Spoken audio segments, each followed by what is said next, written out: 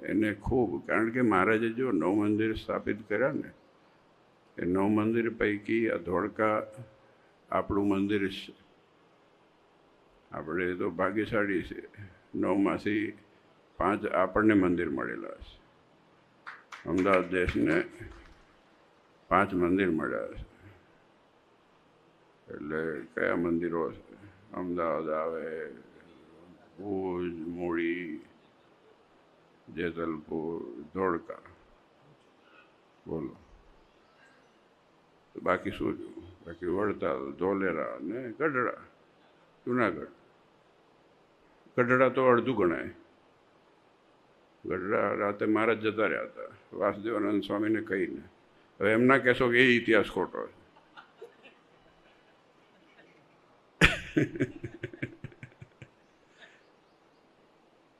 પણ જો આમાં શ્રદ્ધાનો વિષય એટલા માટે છે, હું છે ને કોઈ દિવસ નકારતો ને. તમે 12 કહેશો ને તો હું 12 કહીશ, તમે 50 કહેશો તો હું 50 કહીશ, અને નહીં થતા હોય તો હું જોડી આપીશ. વસ્તુ છે ને મહારાજ એનો મહિમાનો છે. આજે ગામની અંદર, કોઈ ગામની અંદર છે તો ક્યાંય કોઈ જાતનો એક પાણો મળે ને એના ઉપર સિંદૂર જરીક મળ્યું હોય તો બધા નથી, બધા જઈને એને શ્રદ્ધાપૂર્વક એને હનુમાનજીનું સ્વરૂપ કરી નાખે છે.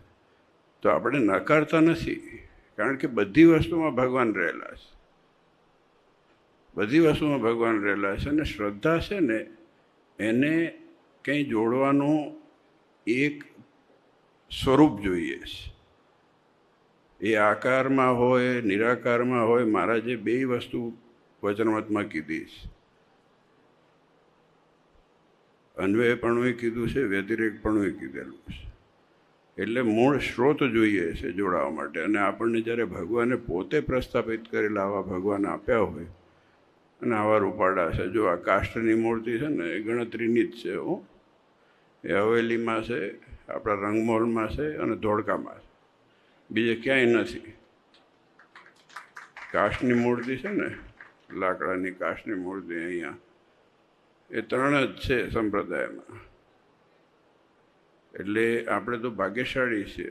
મેં હમણાં સ્વામી કહેતા હતા કે સિંહાસનનું કરી જ નાખો, જે કરવું હોય તો ચિંતા કરશો જ નહીં.